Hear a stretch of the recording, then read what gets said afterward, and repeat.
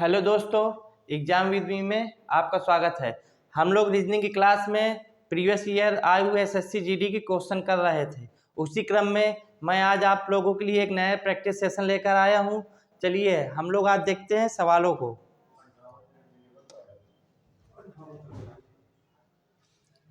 देखिए पहला क्वेश्चन है, दिए गए युग्म के समान संबंधित शब्द का चयन कीजिए। यानी कि हमें एनालॉजी का क्वेश्चन है। जिस प्रकार पहले का संबंध दूसरे से है उसी प्रकार तीसरे का संबंध चौथे से क्या होगा, यह हमें निकालना है। आप देख रहे हैं कि पहले में लिखा है बाघ, बाघ के बाद लिखा हुआ मांस, फिर लिखा हुआ गाय, गाय के बाद क्या होगा। आप लोगों को पता है कि बाघ जो है क्या खाता है, टाइगर जो होता है वो क्या खाता है, मांस। उसी प्रकार हमें बताना है कि गाय क्या खाएगी, घास। यानी कि गाय का संबंध किससे हो जाएगा, ग्रास से, यानी कि घास से। तो आपका ऑप्शन कौन सा सही हो जाएगा, B number, A B C और डी। समझ में आ गया। जिस प्रकार बाघ जो है भोजन के रूप में मांस ग्रहण करता है उसी प्रकार गाय जो है हमारी भोजन के रूप में क्या ग्रहण करती है, घास। नेक्स्ट क्वेश्चन, दिए गए युग्म में व्यक्त किए गए संबंधित अक्षरों का चयन कीजिए। यह भी एनालॉजी क्वेश्चन है। पहले का संबंध जो दूसरे से है उसी प्रकार तीसरे का संबंध चौथे से क्या होगा। देखते हैं पहले और दूसरे में संबंध क्या दिए हैं, Q S M O Y A U W. तो हमें बताना है के एम जी आई का संबंध क्या होगा। देखिए Q कितने नंबर पे होता है, S होता है 19 पे, M होता है 13 पे, O होता है 15 पे, P किस नंबर पे हो जाएगा, P होगा 17 नंबर पे।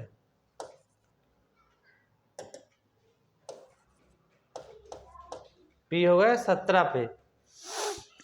अब आप देखिए Y होगा 1 नंबर पे, U होगा 21 नंबर पे, W हो गया 23 नंबर पे और Y हो गया 25 नंबर पे। अब आप देखिए Q था 17 पे और Y है 25 पे।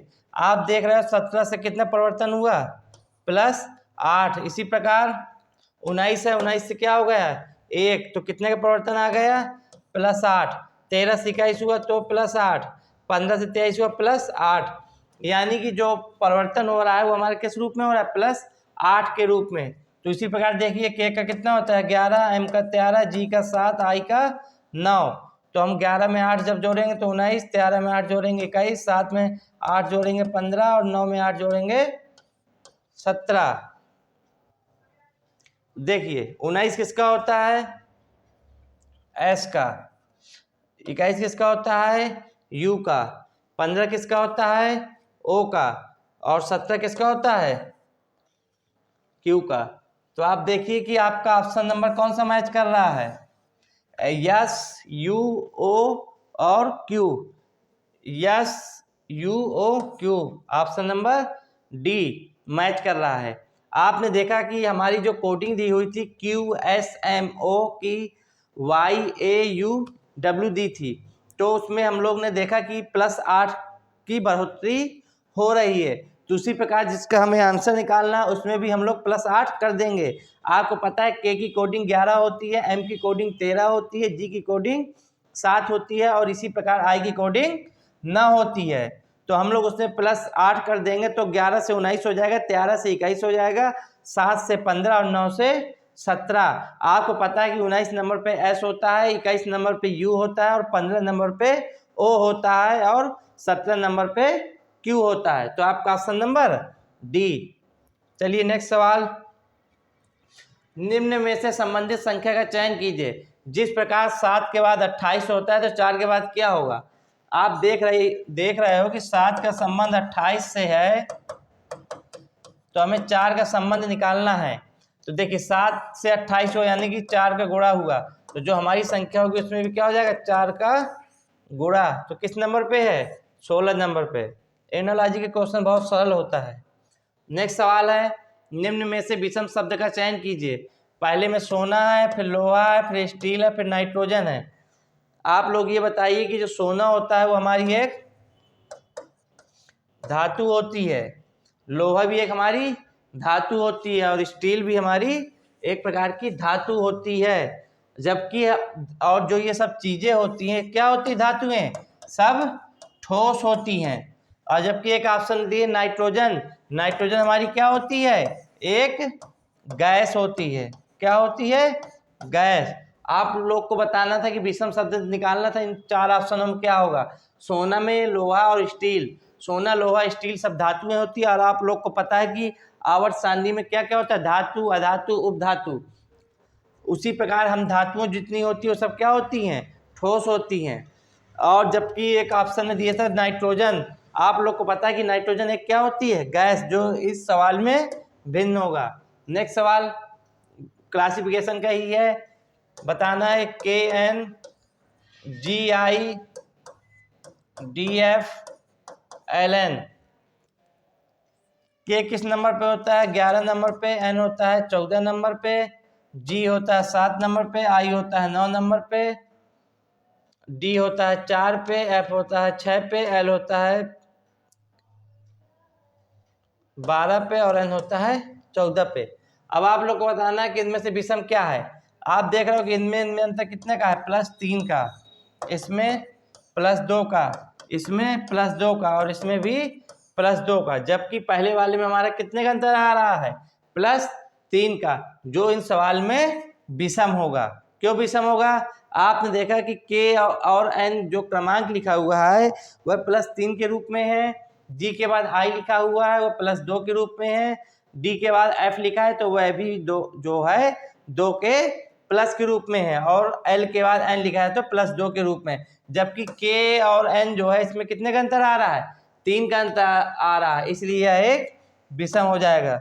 नेक्स्ट सवाल, फिर क्लासिफिकेशन कहा है, दिए गए विकल्पों में से विषम संख्या का चयन कीजिए। यह 64 है, फिर 48 है, फिर 42 है, फिर 60 है। आप देख रहे हो कि जो हमारी पहली संख्या है 4 का क्यूब होता है, कितना होता है? 64। और बाकी जो है 48, 42, 60, यह हमारा किसी का भी न क्यूब है न स्क्वायर होता है, इसलिए हमारे इनमें से विषम हो जाएगा। अब आंसर कौन सा हो जाएगा? 64। नेक्स्ट सवाल, एक निश्चित कोड भाषा में CAGES को MZCX से लिखा जाता है, उसी कोड भाषा में वाटर को क्या लिखा जाएगा? देखिए CAGES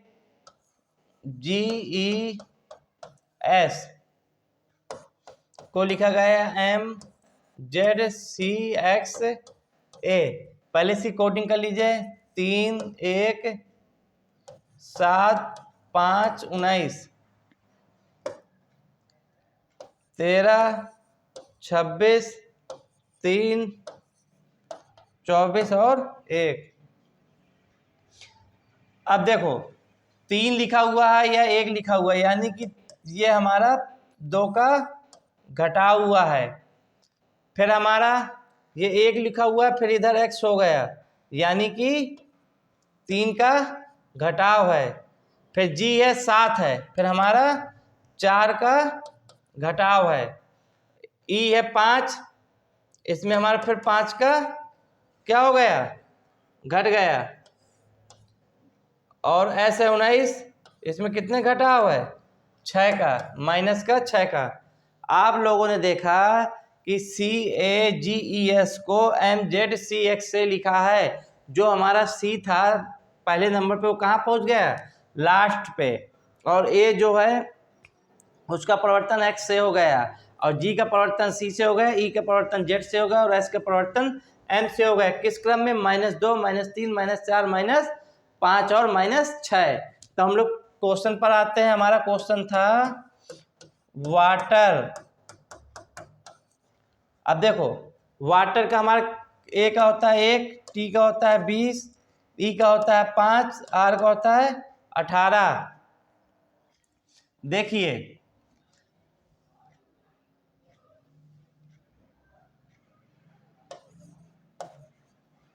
अब हमें पहले वाले में क्या करना है, 2 घटाना है, यानी कि 23 में 2 जाएंगे, क्या आ जाएगा 21। 21 किसका होता है, u का। तो लास्ट में हमारा क्या आएगा, u। देखिए u हमारा पहले ऑप्शन पे आ गया, तो सीधे सीधे आंसर पहला कर सकते हैं। लेकिन इसके आगे भी देखते हैं। फिर हमारा a लिखा है, फिर हमें कितना करना है, 3 पीछे जाना है। तो आप पीछे 3 आएंगे तो क्या आ जाएगा, पहले z आएगा, फिर y आएगा, फिर क्या आएगा x। तो इस क्रमांक में क्या आ जाएगा x। फिर हमारा है t में क्या करेंगे, 4 पीछे जाएंगे, यानी कि 20 में 4 जाएंगे 16 किसका होता है, p का। फिर हमारा ई का 5 में फिर 5 पीछे जाएंगे तो हमारा कितना आ जाएगा z।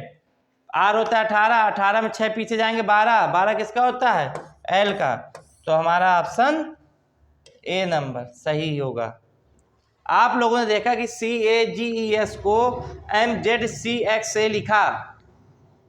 आपने देखा कि पहले में 2 का घटाव हुआ, फिर 3 का, फिर 4 का, फिर 5 का, फिर 6 का। लेकिन जो घटाव है वो लास्ट इधर तो पहले पे है, लेकिन इधर से हमें लास्ट में मिला।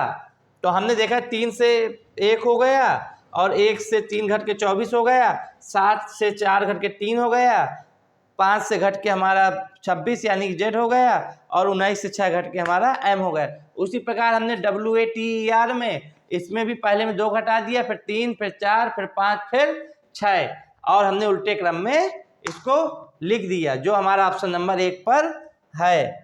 नेक्स्ट सवाल, 81 हैज 49 बराबर 2, 100 हैज 36 बराबर 4, तो 144 है 96 क्या होगा। आप देखो पहले लिखा है 9 का स्क्वायर और 7 का स्क्वायर 2, यानी कि आप लोग देख रहे हैं 9 का स्क्वायर 7 का स्क्वायर है, 9 में 7 गए 2 आया। फिर लिखा हुआ 100 और 36, इसमें भी आप देखेंगे 10 का स्क्वायर और 6 का स्क्वायर, इसको घटाया 4। तो उसी प्रकार आप देखिए 144 196, ये हो जाएगा 12 का स्क्वायर, और ये हो जाएगा 14 का स्क्वायर, यानी कि 12 में हम क्या कर देंगे 14 घटा देंगे, तो हमारा कितना आ जाएगा -2, ना कि +2 हो जाएगा गलत आंसर।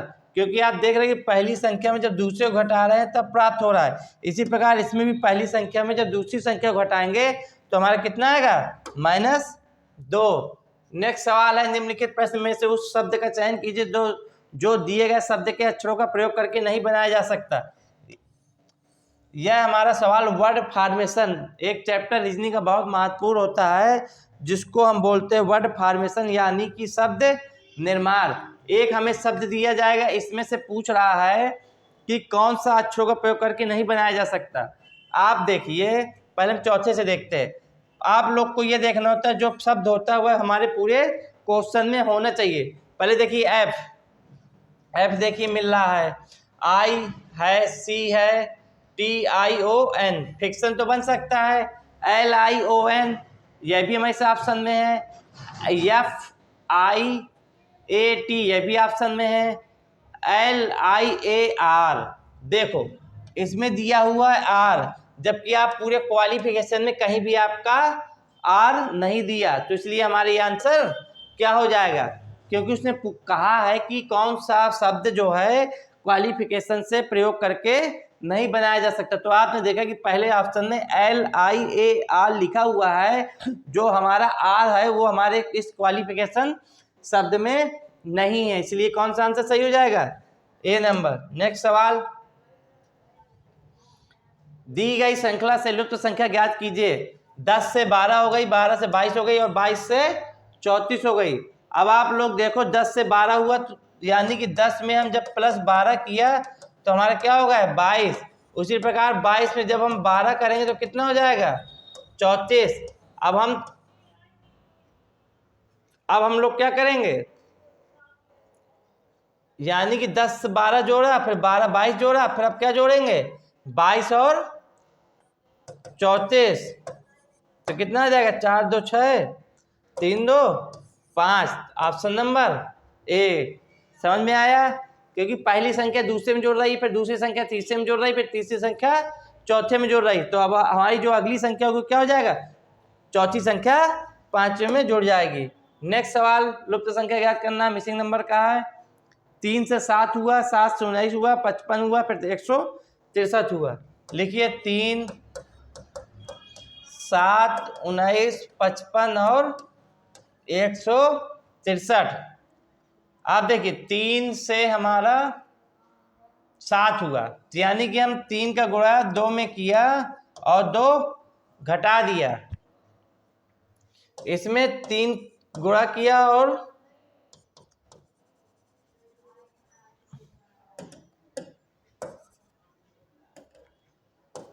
-2 कर दिया। इसी प्रकार इसमें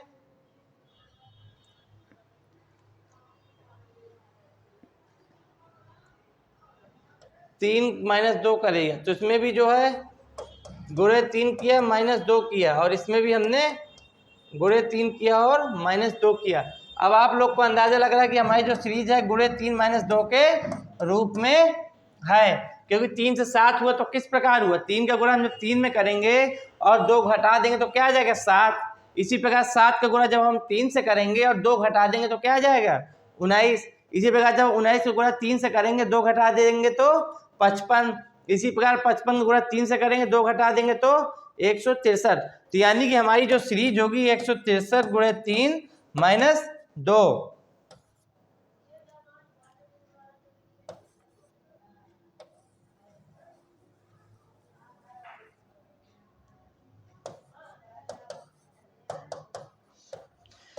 $487। समझ में आया?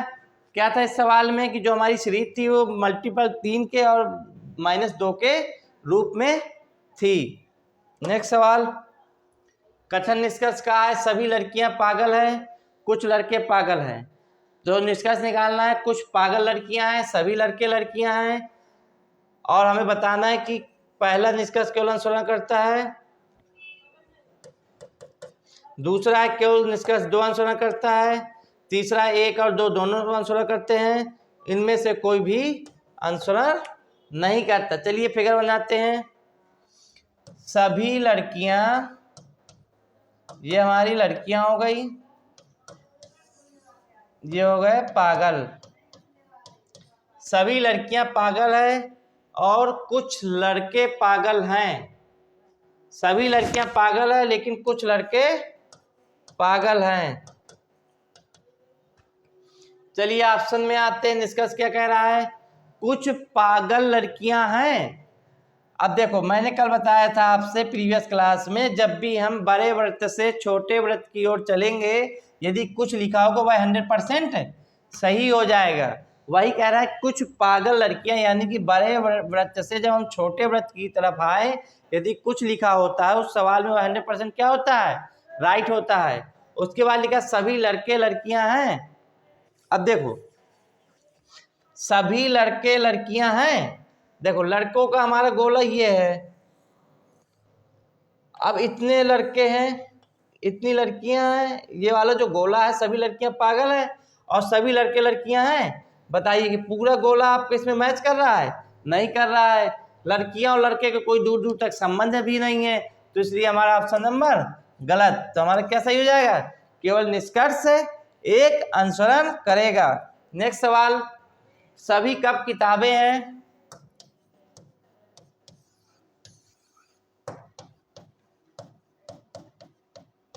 सभी कब किताबें हैं और सभी किताबें क्या हैं, शर्ट है। तो हमें निकालना है कुछ कप शर्ट नहीं है। अब देखो क्वेश्चन ने कह रहा था कि सभी कप हमारी किताबें हैं और सभी किताबें शर्ट है, लेकिन निष्कर्ष में इसने बोल दिया कुछ कप शर्ट नहीं है। आप जब ये बताइए कि जब सभी कप किताबें हैं और सभी किताबें शर्ट हैं तो कुछ कप शर्ट क्यों नहीं होंगी, क्योंकि आपको क्वेश्चन में दिख रहा है कि जो सभी कप हैं वो हमारी सभी क्या हैं, किताबें हैं। उसी प्रकार जब सभी शर्ट किताबें हैं, जब सभी किताबें शर्ट है तो कुछ कप शर्ट क्यों नहीं होंगी, उसने क्या कह दिया, कुछ कप शर्ट नहीं है, यानी कि आंसर निष्कर्ष हमारा गलत है। नेक्स्ट है कुछ सल्ट कफ है, कुछ सल्ट कफ है, हाँ बिल्कुल सही है, क्योंकि मैंने बताया था जब भी बड़े वृत्त से छोटे वृत्त की तरफ चलेंगे तो वह हमेशा बात हमारी यदि कुछ के साथ होगी तो वह हमेशा राइट होगी, यानी कि इसका निष्कर्ष कौन सा सही हो जाएगा? केवल निष्कर्ष दूसरा अनुसरण करता है। ए और बी भाई हैं, सी और डी बहन है, ए का पुत्र डी का भाई है, बी सी से किस प्रकार संबंधित है? ब्लड रिलेशन का सवाल है। चलिए, ए और बी जो है वो भाई हैं, ए और बी भाई हैं, सी और डी बहन है, सी और डी बहन है, ए का पुत्र यानी कि ए का पुत्र डी, ए का जो पुत्र है डी, ए का पुत्र डी का भाई है, यानी कि ए का जो पुत्र है वह डी का क्या है? भाई है। मान लिया कोई उसका पुत्र एक्स है और वह इसका क्या है? इन लोगों का भाई है। तो अब बताना है कि बी जो है सी से किस प्रकार संबंधित है, यानी कि बी जो है सी से किस प्रकार संबंधित है। मैंने आप लोग को बताया था हमेशा हम से कहाँ चलेंगे? का की ओर। सी जो है बी को क्या बोलेगा? सी ये हो गई बहन, बहन के हो गए भाई, भाई के ये पिताजी हैं तो यानी इनको बोलेगी पिताजी, और पिताजी के भाई को क्या बोलेंगे? अंकल। क्या बोलेंगे पिताजी के भाई को? अंकल, यानी कि ऑप्शन नंबर डी। नेक्स्ट सवाल, शक्ति डायरेक्शन का ये सवाल है। इस प्रैक्टिस सेशन में आप लोग देख रहे होंगे कि हर चैप्टर को कवर किया गया है। जो भी रीजनिंग के महत्वपूर्ण चैप्टर होते हैं मैं उन्हीं से जुड़े हुए सवाल आपको इस प्रैक्टिस सेशन पे लाता हूं, जिससे आप लोगों का कम समय में रिवाइज अच्छे से हो सके। चलिए देखते हैं डायरेक्शन का सवाल। शक्ति पूर्व की ओर 20 मीटर दौड़ती है और दाएं मुड़कर 10 मीटर दौड़ती है, फिर से दाएं मुड़ती है और 9 मीटर दौड़ती है, और बाएं मुड़ती है 5 मीटर दौड़ती है, और फिर बाएं मुड़ती है 12 मीटर दौड़ती है, और अंत में बाएं मुड़ती है और 6 मीटर दौड़ती है। अब उसका मुख किस दिशा में है, यानी कि हमें इसकी डायरेक्शन बतानी है कि जो लास्ट पोजीशन है उसकी वह किस ओर है। चलिए आप लोग को पता है ये नॉर्थ होता है, ये साउथ होता है, ये ईस्ट होता है और ये वेस्ट होता है। चलिए जैसे मान लीजिए कोई शक्ति हो गई, शक्ति पूरब की ओर चल रही है, यानी पूरब हमारा इधर की ओर होगा, 20 किलोमीटर पूरब की ओर चल लिया, फिर दाएं मुड़कर 10 मीटर दौड़ती है। अभी बताइए जैसे पिसर है, इसका दाएं कहाँ होगा? नीचे की ओर। दाएं मुड़कर 10 मीटर दौड़ती है तो यानी कि यहाँ आ गई, कितना ही दौड़ी? 10, और फिर से दाएं मुड़ती है। अब इसका दाएं कहाँ हो जाएगा? जैसे मान लो इधर है तो इसका दाएं हमारा इधर की ओर हो जाएगा, फिर दाएं मुड़ती है 9 मीटर दौड़ती है, यानी कि इधर पहुंच गई, फिर और बाएं मुड़ती है 5 मीटर दौड़ती है। अब इसका बायां यानी कि इधर है तो इधर का बाएं इधर की ओर हो गया, कितना दौड़ रही है? 5 मीटर। फिर बाएं मुड़ती है 12 मीटर दौड़ती है। अब इसका बायां कहाँ हो जाएगा? इधर की ओर, 12 दौड़ रही है, ठीक है। अंत में बाएं मुड़ती है और 6 मीटर दौड़ती है। अब इसका बाएं कहाँ हो जाएगा? ऊपर की ओर, कितना दौड़ रही है? 6 मीटर। अब बताइए इसका मुख किस दिशा में होगा? अब बताइए कि कहाँ को जा रही है? ये हमारी दिशा कौन सी हो जाएगी? नॉर्थ। ये हो जाएगी साउथ, ये हो जाएगी ईस्ट और ये वेस्ट। समझ में आया? चलिए दोबारा देखते हैं। देखिए शक्ति जो है 20 मीटर दौड़ती है पूरब की ओर। आप लोग को पता है पूरब की दिशा ये हो जाएगी, यानी कि 20 मीटर दौड़ गई। फिर इसके बाद दाएं मुड़कर 10 मीटर दौड़ती है। अब ये बताइए कि इसका इधर ये इस दिशा में कोई खड़ा हुआ है, बायां इसका ऊपर होगा और दाएं कहाँ की ओर होगा? नीचे की ओर। तो यानी कि नीचे कितना दौड़ रही है? 10। फिर से दाएं मुड़ती है और 9 मीटर दौड़ती है। अब इसका दाएं कहाँ की ओर होगा? इधर की ओर। कितना दौड़ेगी? 9। और बाएं मुड़ती है 5 मीटर दौड़ती है। इसका बाएं कहाँ की ओर होगा? नीचे की ओर। 5, फिर बाएं मुड़ रही है। अब इसका बाएं कहाँ की ओर होगा? इधर की ओर। अंत में बाएं, इसका बाएं कहाँ की ओर जाएगा? ऊपर की ओर। कितना दौड़ रहा है? 6। अब ये दिशा बतानी है, आप लोग को खुद दिख रहा होगी दिशा कौन सी होगी? उत्तर की। नेक्स्ट सवाल,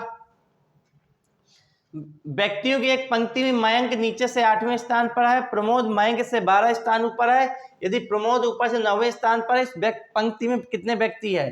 देखिए, मयंक नीचे से 8वें स्थान पर है, यानी कि मान लो ये हमारा क्या हो गया? बॉटम, यानी कि नीचे। पंक्ति मयंक नीचे से 8वें स्थान पर है, यानी कि 7 लोग इधर बैठे हैं और मयंक ये हमारा 8वें नंबर पे हो गए। नीचे से क्योंकि किस नंबर पे है? 8वें नंबर पे है। प्रमोद मयंक से 12 स्थान ऊपर है। प्रमोद जो है मयंक से कितने स्थान ऊपर है? ये 12 स्थान ऊपर है। यदि प्रमोद ऊपर से 9वें स्थान पर है, ये हमारा मान लीजिए हो गया टॉप, और प्रमोद किस पोजीशन पे है? 9वें पे, यानी कि 8 लोग इधर बैठे होंगे तभी से प्रमोद 9वें पे आया। तो इस पंक्ति में कितने व्यक्ति है ये निकालना है। देखिए, ऊपर से प्रमोद किस नंबर पे है?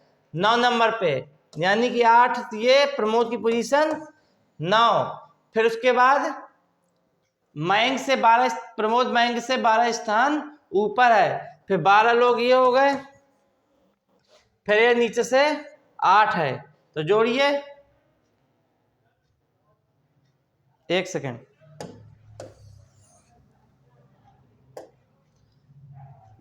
प्रमोद ऊपर से 8 9वें स्थान पर है, यानी कि 8 नंबर ये, एक प्रमोद की पोजीशन 9। फिर उसके बाद कितने लोग हैं? 11 लोग। फिर मयंक की पोजीशन हो गई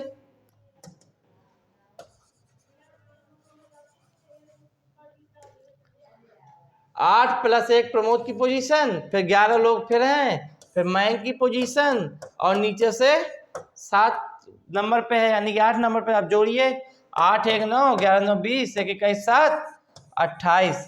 टोटल कितने व्यक्ति हो गए? 28 व्यक्ति, जो ऑप्शन नंबर सी पर है।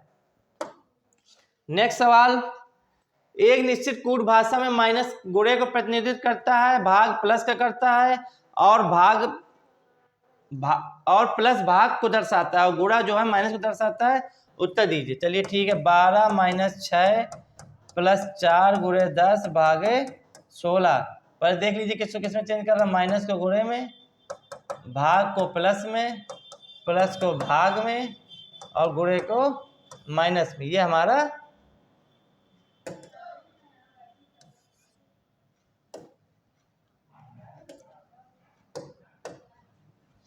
देखो, चलिए चेंज कर दीजिए। जहां माइनस है वहां क्या कर देंगे? गुणा।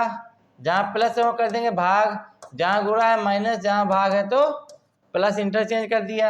अब आप लोग को मैंने एक रूल पढ़ाया हुआ है, बॉड मास। जब भी इस तरह के सवाल आएंगे तो हम हमेशा कैसे हल करेंगे? बॉड मास से पहले भाग कर देंगे, तो 12 × 6/4 - 10 + 16। 4 से काट दिया 3, अब मल्टीपल कर देंगे तो 18 - 10 + 16। 16 18 34, 34 में 10 गए 24, यानी कि ऑप्शन नंबर सी। समझ में आया? जैसे क्वेश्चन मैथमेटिकल ऑपरेशन बोलते हैं सब क्वेश्चन को, इसमें जैसे क्वेश्चन बोलता है ऊपर, उसी प्रकार हम लोग आपस में इंटरचेंज कर देते हैं, और बाकी फिर बॉड मास के रूल से हल कर लेते हैं। नेक्स्ट सवाल, यदि वर्णमाला श्रृंखला को उल्टे क्रम में लिखा जाए तो ओ के दाएं से 8वां अक्षर कौन सा होगा? आप लोग देख रहे हैं कि वर्णमाला श्रृंखला को उल्टे क्रम में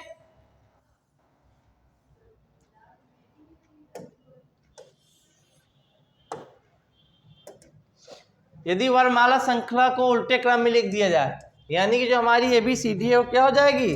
उल्टी लिख दी जाए। चलिए हम लगाते हैं। आप लोग को पता है उल्टा क्रम कैसे होगा?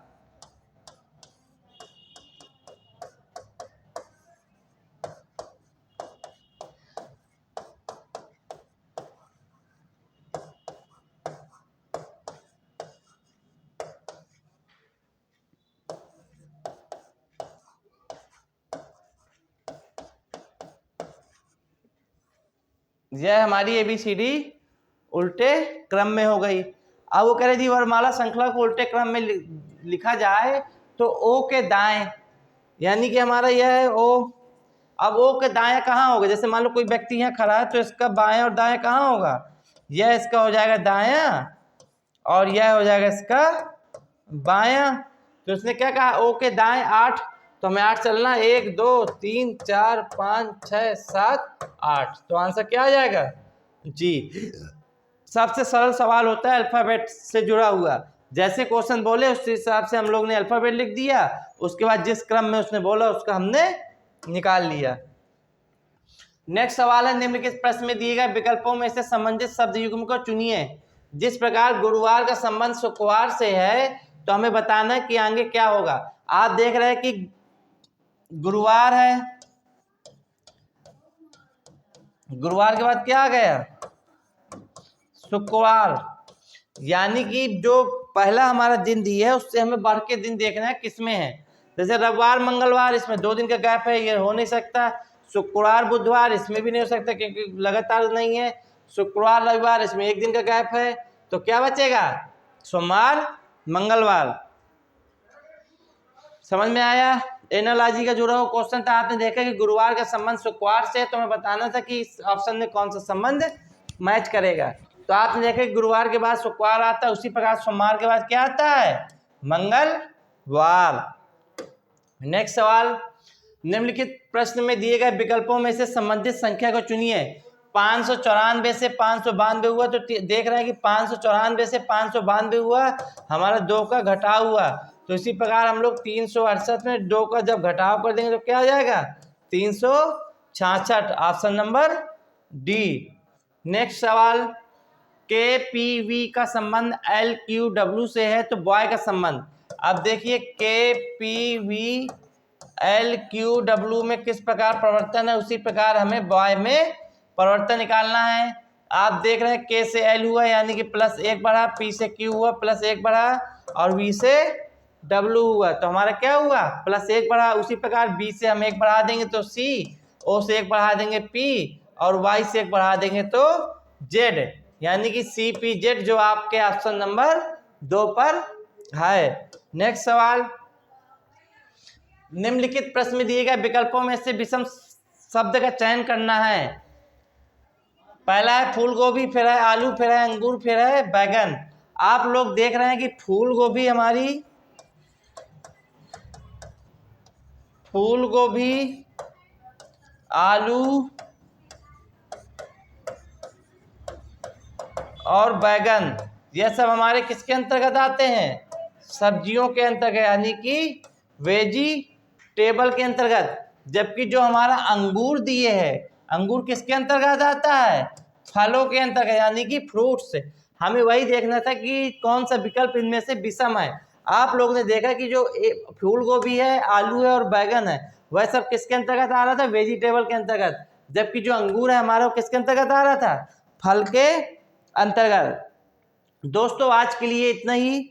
अब कल नेक्स्ट क्लास में हम लोग इससे और अच्छे अच्छे क्वेश्चन लेकर आएंगे, जो आपके SSC GD के लिए बहुत ही महत्वपूर्ण वरदान साबित होंगे। आप लोग इसी तरह एग्जाम विद मी में बने रहें। जय हिंद, जय भारत।